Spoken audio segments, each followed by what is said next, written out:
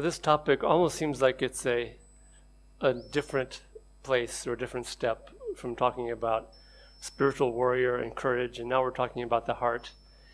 But as Aditya ji and Jaya ji have already alluded to, you cannot separate these qualities. They really are all part of heart quality, courage, energy, strength. And so I'm going to talk more directly today about what Sri Yukteswarji called the natural love of the heart. Sri Yukteswarji said that you cannot take one step on the spiritual path without developing the natural love of the heart. And so I'm going to talk today particularly about how to recognize the natural love of the heart, how to start developing it. Next week will be more tools, practices, how to recognize, how to develop it, the importance of it. And so I'm going to start just touching on each one of those. The importance of it, Swami Kriyananda ji, in adding to Sri Yukteswarji's statement, he said, the heart's natural love, Swamiji said, anyone who thinks to find God without that love will quite simply fail. And you can't say it more clearly than that. You need to develop that love or you will fail. And if you're a logically oriented person, this is one of those if-then statements that you could almost write computer code about it. It's that clear-cut that if you don't develop that natural love of the heart, you will fail to find God. So Yogananda ji very often talked about developing devotion. So often. He just said if there's one rule on the spiritual path, it is developing that devotion. And this is whether you're a karma yogi, jnana yogi, bhakti yogi, all these things, the foundation, and I'll talk about how and why, is developing this natural love of the heart. And you will also see that with the great saints and with our own teacher, Swami Kriyananda ji, he was first and foremost a devotee and a lover of God. That was the beginning and end of who he was. Everything that he did outwardly came from this very deep inner life that he had as a child of God. So starting with how to recognize and what is the natural love of the heart. It's something that we're born with. It's something that is beaten out of us or covered over. I had a very good experience in this a few years ago, and it was about 5 years ago, and I was going through maybe the most difficult period of my life. I had just lost my wife of 25 years, just a couple months previous. I was dealing with an extreme pain condition in the head and the face, which has the lovely name of suicide disease. There's a scientific name, but that's the name that's been given to this. And I was also traveling a lot and doing Kriya yoga initiations and dealing with all of this at the same time. So I was in a particularly vulnerable state. And I would do a Kriya initiation and a Kriya weekend, very inspiring and uplifting. I would get on the plane, and there would be such a strong sort of a worldly influence and vibration that it was very jarring to me. And to give an example, I got on one flight back to my home in California, and it stopped in Las Vegas on the way there. And there were people already getting drunk on the plane and partying, and it was painful and excruciating for me. And so this one flight back home, long flight from the eastern part to the western part of the U.S., I prayed to Divine Mother, who is how I relate to God. And I said, as I was getting on the plane, this is too excruciating to be going from this environment to that environment. And I can't handle it anymore. And on this flight, I just want to see one person that loves you. Just show me one person, because it was that challenging and difficult. And so I got on the plane, and as soon as the plane took off, this leg was, I think, 3 hours or something. As soon as the plane took off, this baby started crying. And it was really loud, and it was like just behind me. And I don't mind babies crying on planes for some reason. Maybe because I wasn't a parent ever, but it's somewhat charming to me. But because of the state I was in a real listening mode. And I was really trying to understand, why is this baby crying? And it was a newborn. It was days or maybe a week or two old, I could see. And the crying for 3 hours never, ever stopped, except when for about 30 seconds it would scream, and then it would take a deep breath and then cry again. I can see parents here are especially appreciating the depth of feeling of that type of crying. And so I just started listening to this crying. I said, what? Because I really tried to tune in. What is this baby saying? And why is it crying? It's so new. I mean, it can't have experienced suffering in life yet because it just was fresh coming here. And as I listened, I really felt and believed that this baby was just crying for its home in God. It had come from the astral heavens, was thrown down into a body and into this earth, and just was crying for its mother, for its divine mother and its home.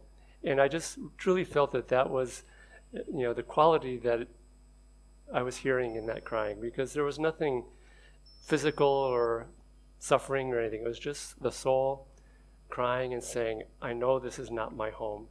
I know I'm not supposed to be here. In fact, we are supposed to be here, but it was saying that. And I wanted to go back to that baby and say, your parents are going to spend the next 20 years trying to make you forget where you're from. They're going to distract you with bright, shiny little objects in the beginning and make funny faces and try to make you stop crying. And as you get older, they're going to bring friends and more toys, and eventually they'll buy you a car or whatever, and all with the purpose of making you forget. And I was tempted to go back to that baby and whisper in its ears, don't ever stop crying, because you're going to forget this. And if you keep crying, and Yoganandaji said, we should be as children crying for the Divine Mother. And it's not just distractions, it's also the world beats us up. And so what happens is we express love and friendship as a child or teenager or adult, and we're betrayed or we're hurt, and the heart starts closing. And so this natural love of the heart, which is just part and parcel of who we are born with it.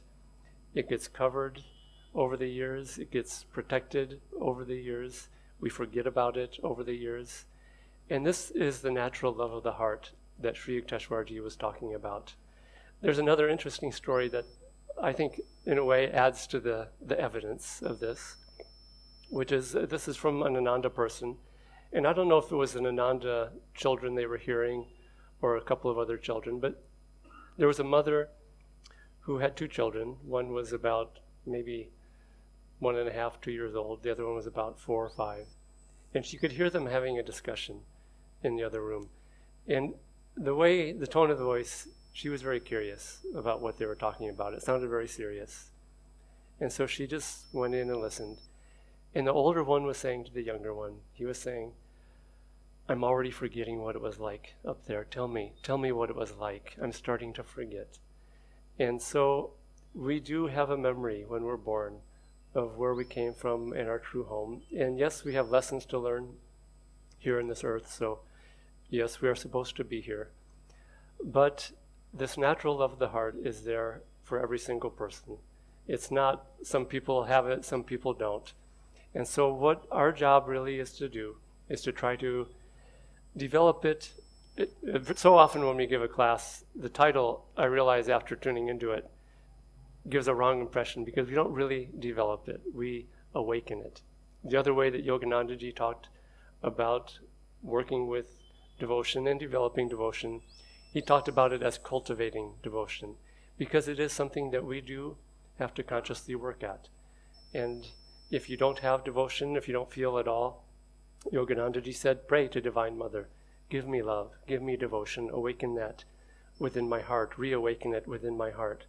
So it's there for everybody, and we can't find God without it. And so it behooves us to really be serious about this. Now, this quality of the heart, it's also a childlike quality. You saw this with Swami Kriyanandaji.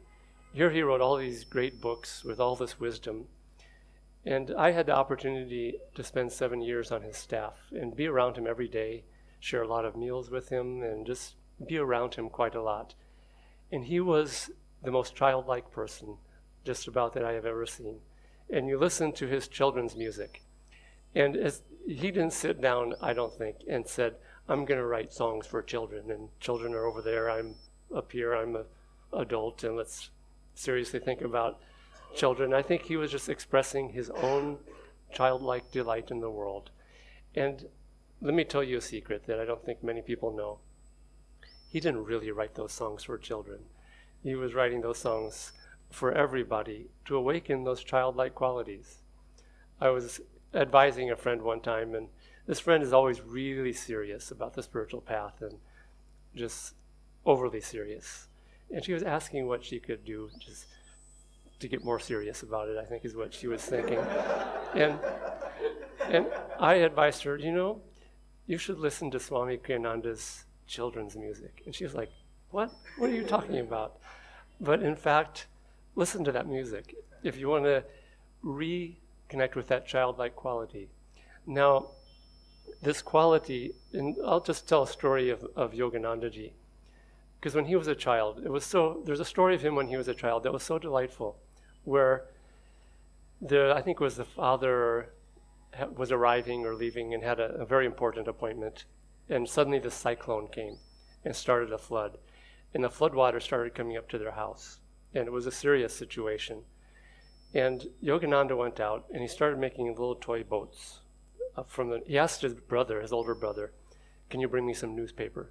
And the young Yogananda was serious about what he was about to do. And his older brother was like, what, you're going to read the newspaper and get a weather report, or what do you think you're doing?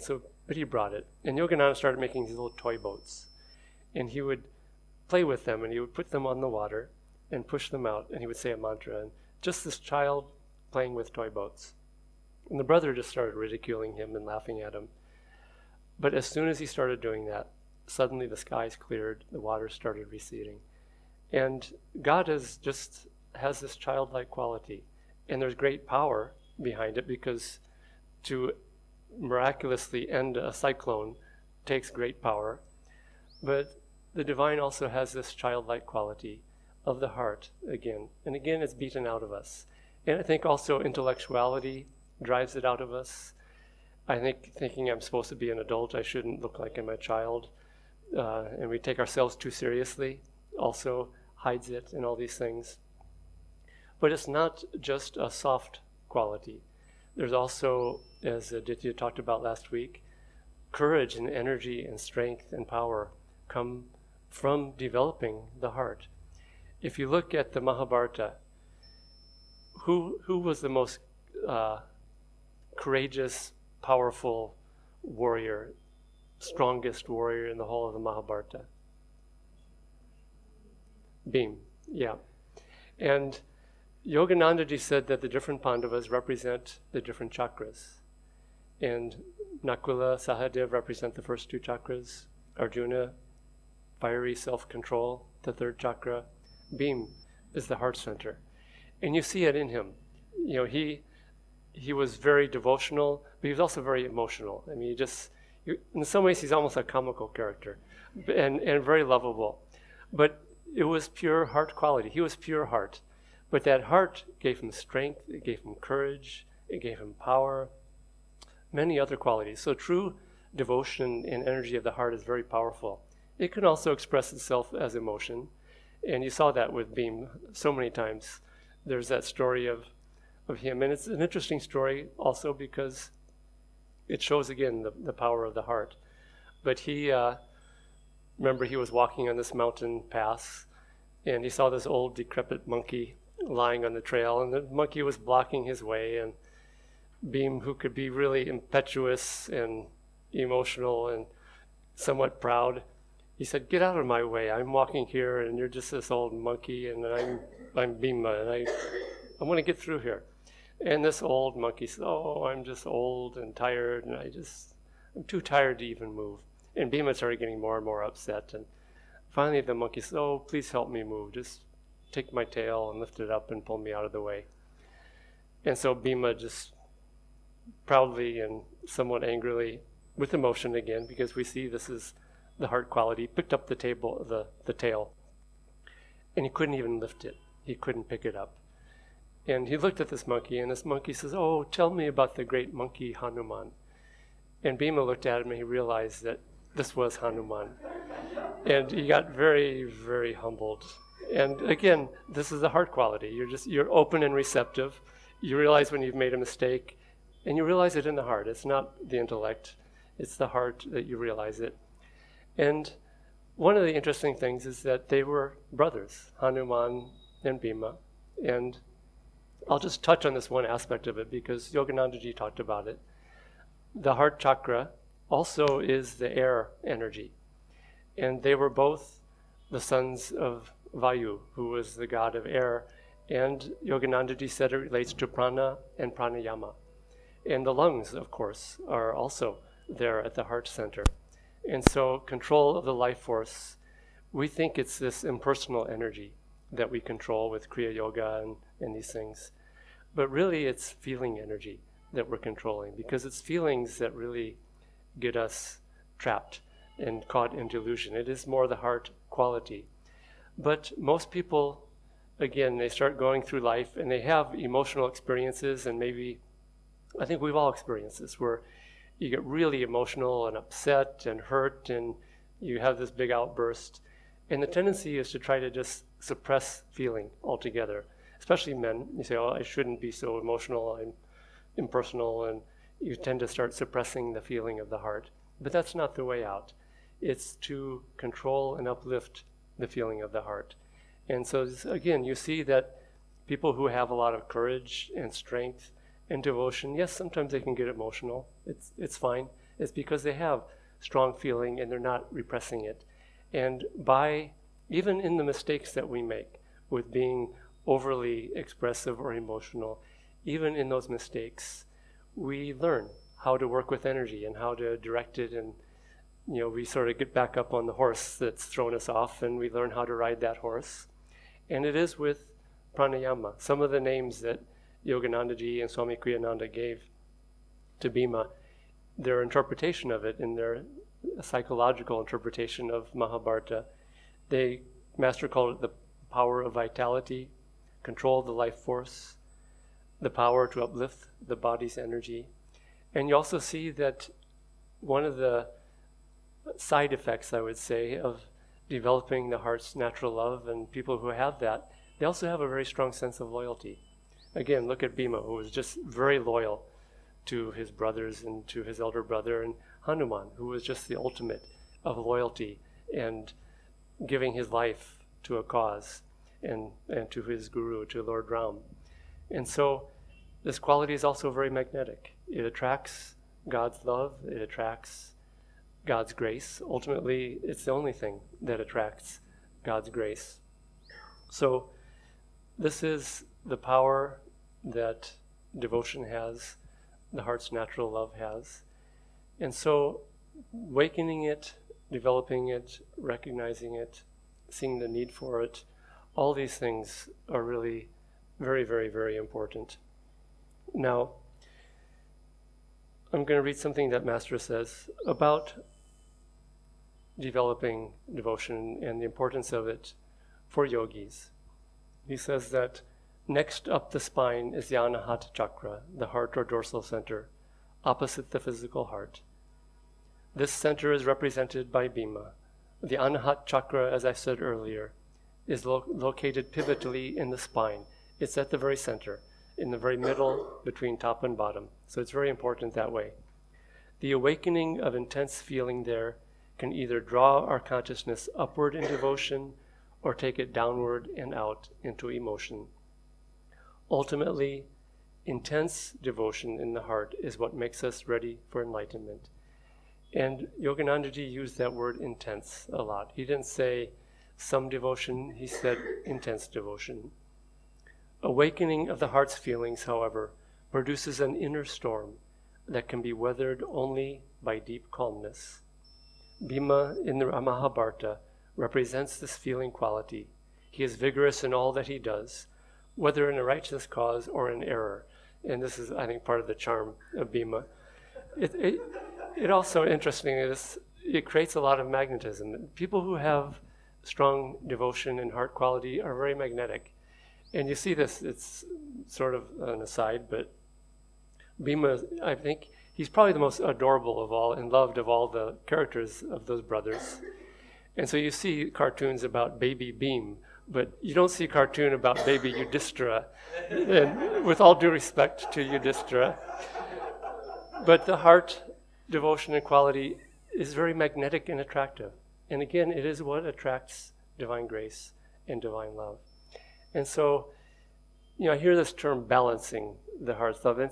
It's not balancing, it's awakening it and making it intense. And in that intensity, sometimes when you develop that intense feeling, yes, your emotions can sometimes be more intense, but don't be afraid of that energy. I think some people are afraid of that energy, men especially, of getting all emotional and upset, and it can come out as anger sometimes. And just work more at redirecting it and calming it through pranayama, through working with the breath, again, heart center, working with these qualities, working with these tools, which we'll talk more about the tools next week.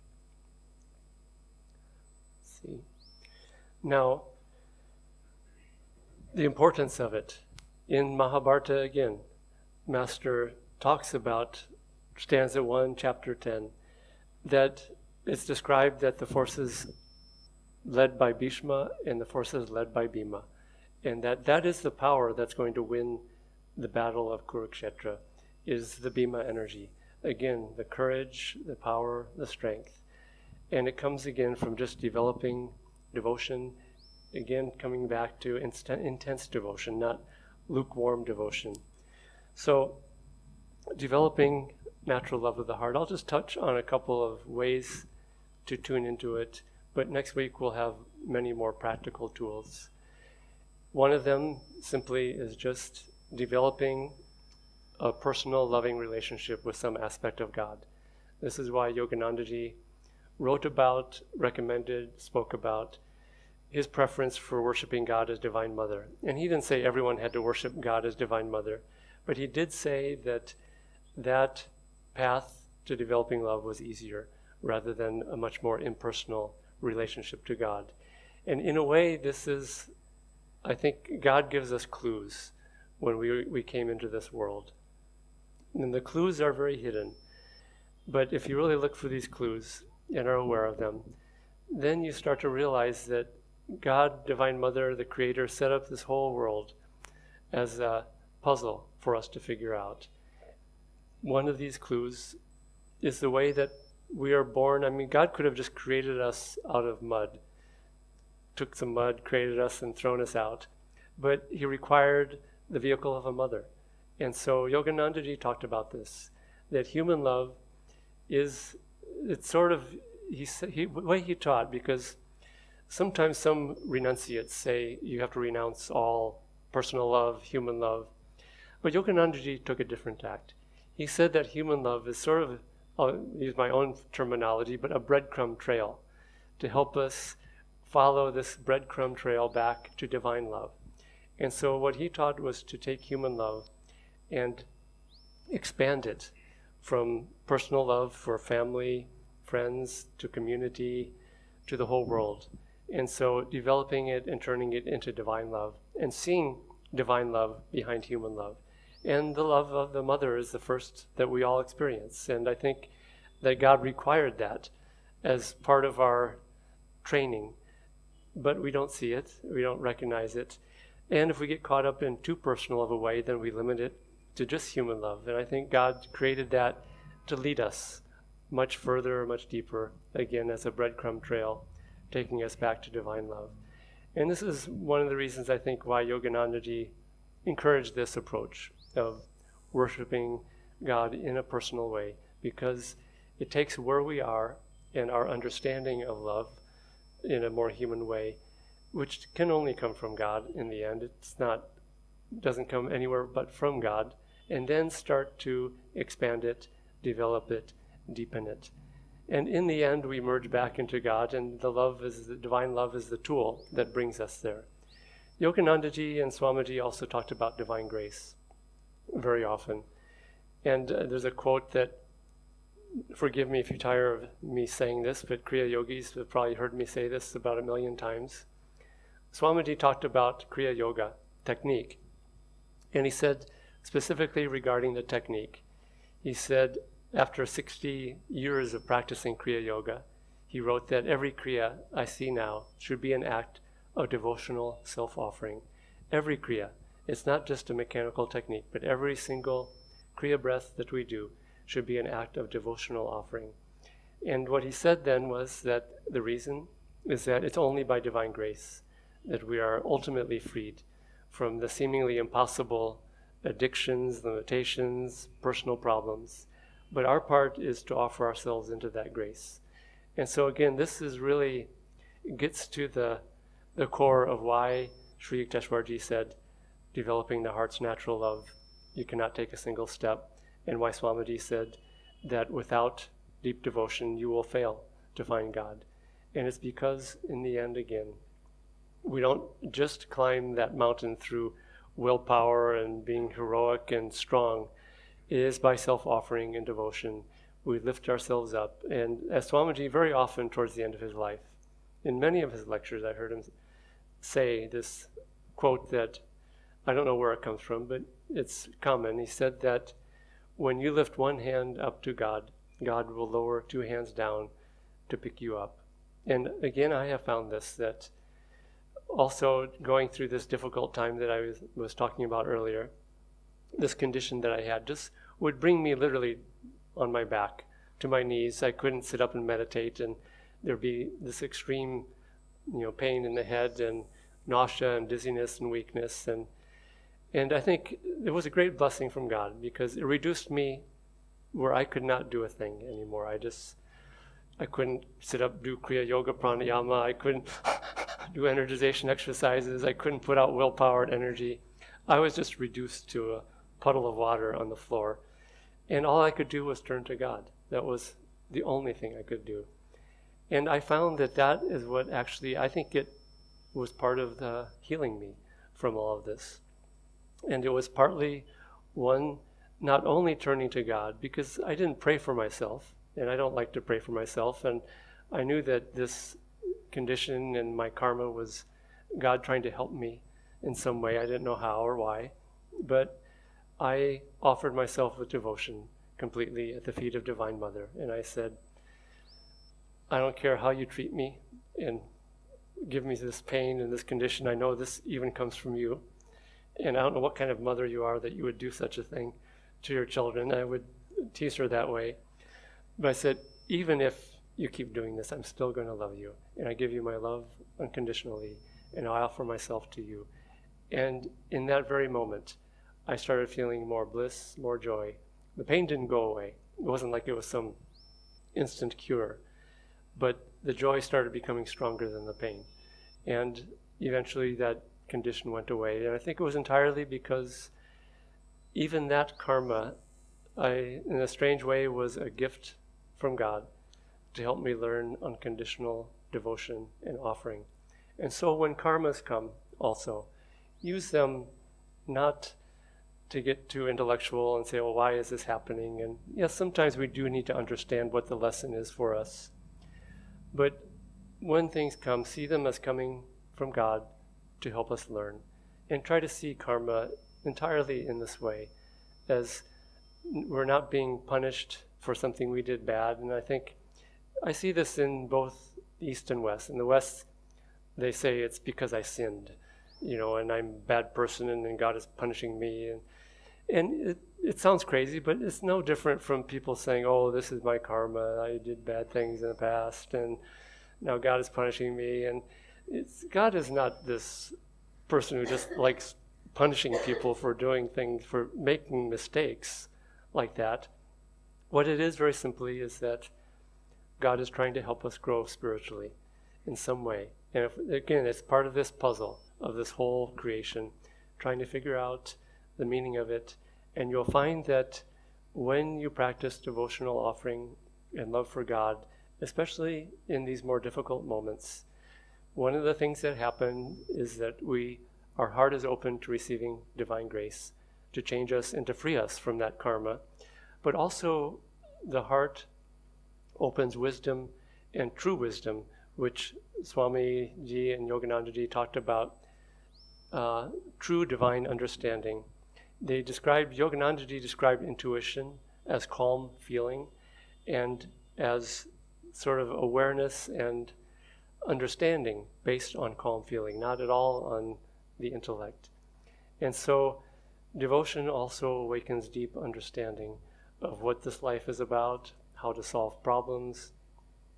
I can say I see this every day recently with people who are much more in their heart and sometimes being judged wrongly just for being sort of emotional people. But I see them coming up with answers and solutions to things that I don't see coming up from other people who are a whole lot smarter and intellectual than them. And so true understanding comes, again, from awakening deep love of the heart. So again, going back to some of these things, courage, strength, the power to endure tests comes from deep devotion. Again, Swami Kriyanandaji once said that when we are faced with long tests that keep going on and on, people think that it's about patience and endurance. And he said, no, it's not really about that. He said it's about love. He said if you have deep love and deep devotion, no matter how intense the test is, even if you stumble and fall, he said you'll get right back up, because that love for God will just keep lifting us up and drawing us up. But it will also give us the strength, not just endurance, but just patience, acceptance. And I think when you have this intense love of the saints and the masters, you see that in the worst suffering that they experienced, they weren't bothered by it because there was such a deep self-offering that the ego was not there to suffer anymore, because everything had been offered to God. And so who was there to suffer anymore when you are in a stage of just giving and giving everything back to God? And this is the idea of selflessness. When we develop extreme selflessness, we develop extreme freedom. I don't know if freedom can be called extreme, but great, great freedom from great, great selflessness. And so this again comes through devotional offering, not just in meditation, not just in Kriya Yoga, but in everything that we do. Now, ultimately, coming back to how important it is, again, Swami Kriyanandaji, in the early years of Ananda, it was interesting because through different periods of Ananda's history, because I came in 1976 for the first time to visit and then moved there in 1977. So I got to see Swami Kriyanandaji over almost 40 years. And in those early years of Ananda, there was no worldwide Ananda. It was one place. We didn't have a single other place except about 40 of us on about 900 acres of land up in the mountains. And so Swamiji he hadn't yet started this big, expansive, quote, work. And so you could see who he was. And he was a devotee of God, as Divine Mother. And he expressed that much more openly. You saw that's who he was. And then over the years, as he started writing all these books and spreading Ananda all over the world, people who came during that time might just see that on the outside. But I never saw that thread of that inner part ever go away. It was always there. And that's what was motivating him, was this deep love for God and wanting to share that love with others.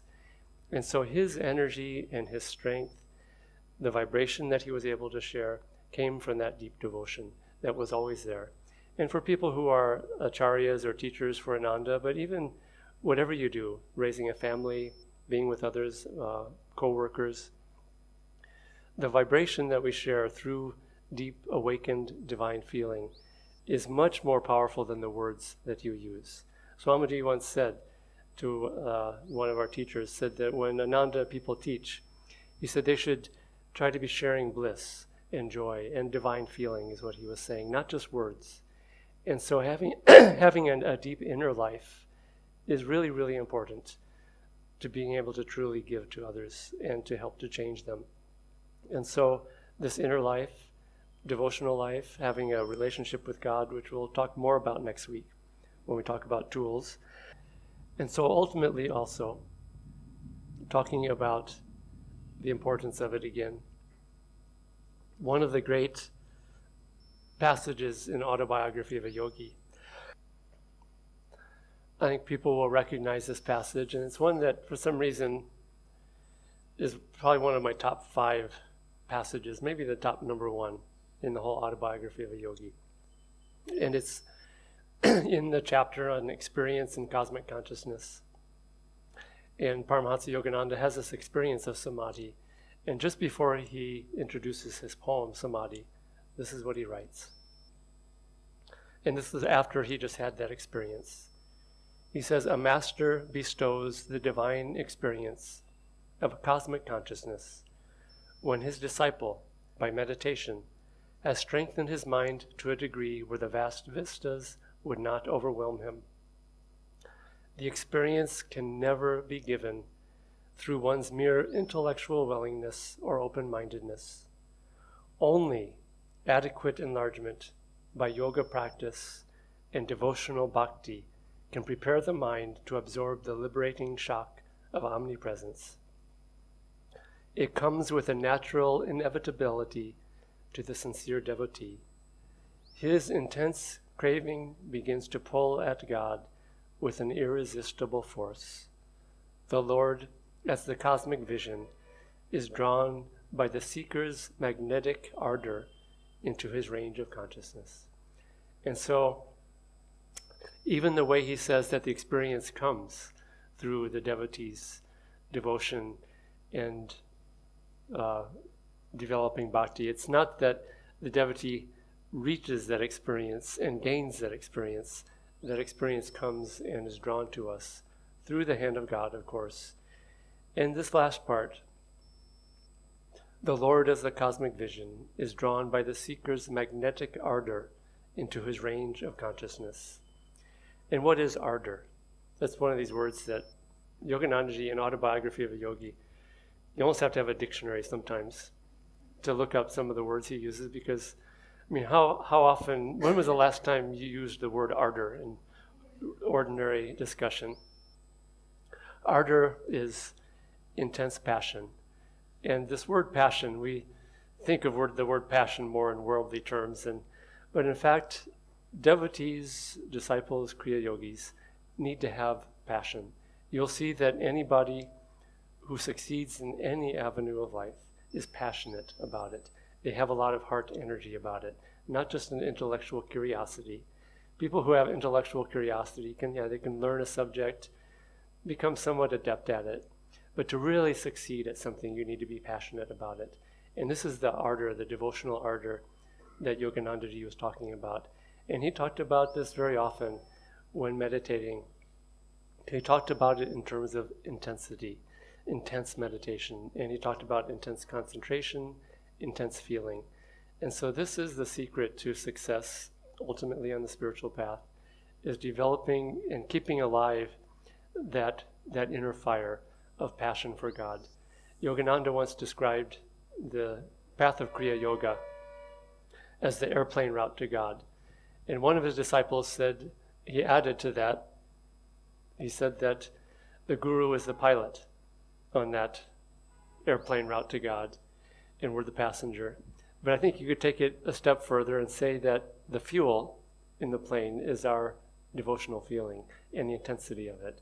And when that fuel is watered down by being too much caught up in the world and in restlessness, especially in these things, the gasoline starts getting watered down and the plane tries to take off. Guru's there, great pilot, great mechanics, fix the plane up real good, but really bad fuel. And so it just sort of coughs and doesn't get enough energy or power to lift off. And so this is the importance of developing the fire energy, the fuel that really will take us all the way there. And again, it will keep us getting back up again and again when we're tested. So this is the importance of developing the heart's natural love. And as I talked about, it's natural for everybody. There's not a single person in this room who wasn't born with it and had it either beaten out of them or covered up by our own restlessness. It is there, and just look for it. I find this a very helpful tool in meditation sometimes, because we talk about what do we do after we finish techniques and we're practicing inner communion. And I find myself having more success during that time, rather than thinking that I have to achieve bliss or lift myself up into bliss. The way I approach it is that I know that bliss is here inside me. I know it, and I know it from experience. And all I have to do is find it, and I look for it. And the way I look for it is I get my mind calm, and I get in my heart when I meditate. Swamiji once said that for many people, it's more important to concentrate on the heart than the spiritual eye at times during meditation. The eyes always gaze up, but awareness can be on the heart, especially people who are more intellectual. And so I try to feel in the heart center. The Yoganandaji called this the receiving station of God. And it's also the feeling center, and where you feel divine bliss, divine love. In fact, near the end of his life, Swamiji once said in an interview, he said, God is feeling. Embed that in your mind. God is feeling. God is not an idea. God is not a thought, philosophy. God is not this person sitting up on a throne in the heavens. God is feeling. And then he added that feeling is Satchit Anandam, ever new, ever conscious, ever existing divine bliss. We are God. We are that divine feeling. And so all we have to do is just look for it. And by looking, like I said, I just sit very quietly. I feel in my heart center. And if you feel sensitively, you can always feel a little bit of positive, warm, joyful feeling there. It's always there. So it's just how we look for it. And that looking for it is the secret of calming the mind, opening the heart, attuning ourselves to the grace of God. And you will find that for me is the easiest way, especially in meditation, to awaken that natural feeling. And that natural love of the heart is also the bliss of the heart. It's both almost one and the same. They overlap a lot. And so, again, work on developing this, awakening it, because it really is very simply, it's there, it's always been there, it's just covered up by our own restlessness, desires, attachment. And all we have to do is just start looking in the other direction, from the world to within, and it's there and you will find it. Again, finally, through the grace of the Guru and the intensity of this ardor that we have for God. So awaken it, feel it, develop it, work with it, become friends with it, all these things. And we'll talk more about that next week with tools for developing that devotion. So any questions? We have 5 minutes for questions on this.